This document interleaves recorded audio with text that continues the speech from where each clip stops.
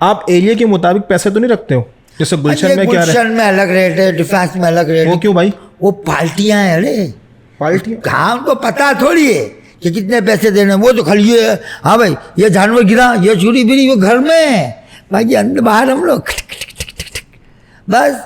दो एक ड्राइवर बैठा हुआ है, एक चौकीदार उसका बैठा हुआ है। चौकीदार को भी साइड में ले लिया, गार्ड को भी, दोनों को साइड में ले लिया। क्या प्राइस ले रहे हो? तो डिफेंस क्लिफ्टन के क्या होते हैं? अभी तो तमिल 60,000 रुपये मन है।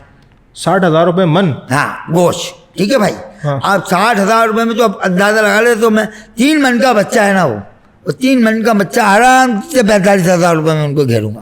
कहाँ पर? डिफेंस में।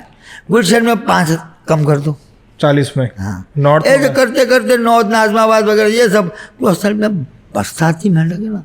वो ऐसे भी होते हैं जो है ना, हीरोइनचियों को साथ लेके भी कटिंग कर रहे होते हैं, बोले 8,000 रुपये दे देना। अगर हमने एक दफ़ा देखा कि मेरे बराबर में जानवर कट रहा है, इधर जानवर कट गया है और ऐसे ही पड़ा हुआ है, क्यों पड़ा हुआ है? वो सब निकाल के लेके हड्डियाँ बाहर पड़ी कसम से यही हो रही है।